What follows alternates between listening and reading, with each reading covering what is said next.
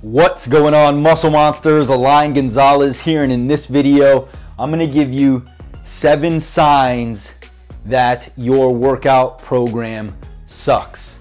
Okay, if you are noticing any of these signs, whether it's 1, 3, or all 7, then there's going to be adjustments that you should probably make if you want to get better results from your workout. So without further ado, let's jump right in. First and foremost, if you're not on a program, your workouts suck.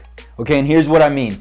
All right, you may be on a specific split, right? You know that, on Monday it's chest day, or on Monday it's your upper day or upper strength day. You know you're split, but you're not actually programming or periodizing your training in a way that will continue to give you results, right? Week after week and month after month. If you don't know what you're supposed to do if you fail a rep, or if you're unable to progress, then you, my friend, are not on a program.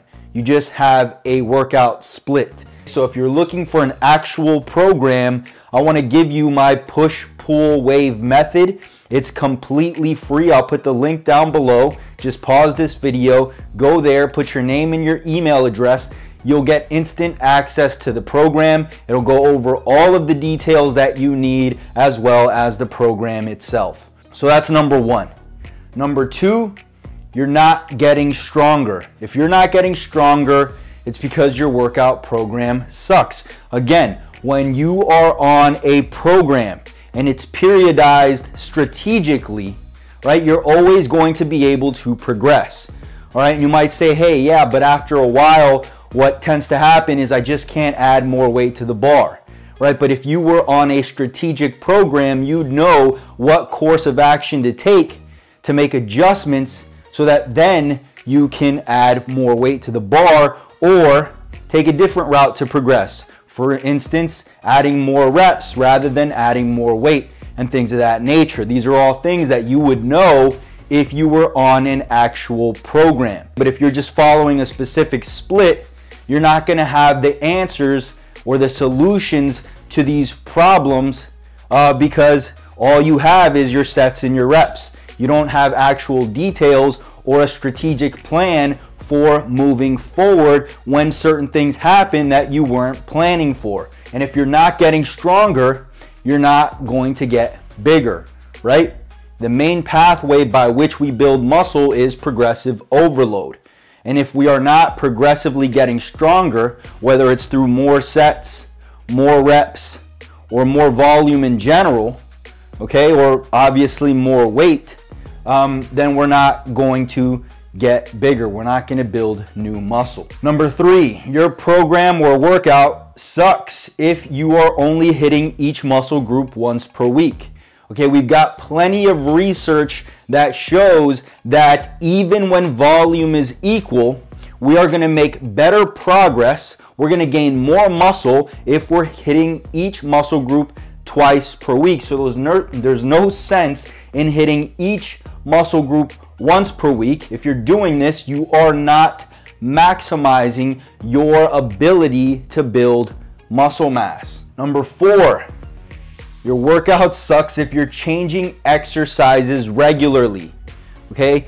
If anyone has ever told you that the key to muscle growth is muscle confusion, it's bullshit. Our goal is not to confuse the muscles. To the contrary, we want the muscles to know exactly what's going on. We want them to know that there's tension and that there's progressively more tension, and so they should adapt in order to handle that stress in the future. It's not about, doing a bench press one day and then, maybe next week trying to do a floor press. With practice comes strength. Strength is a skill, so if we want to get better at the bench press, then the obvious way to get better is to bench press more frequently, not switch things up. If we're switching things up too frequently or too regularly, what's going to happen? We're never going to get good at a specific movement. And if we're not getting better at the movements, right, we're not going to be able to get stronger as quickly. Number 5, you're not training for strength. This isn't to say that you need to be training in the 1 to 3 rep range. This isn't to say that you should train like a power lifter.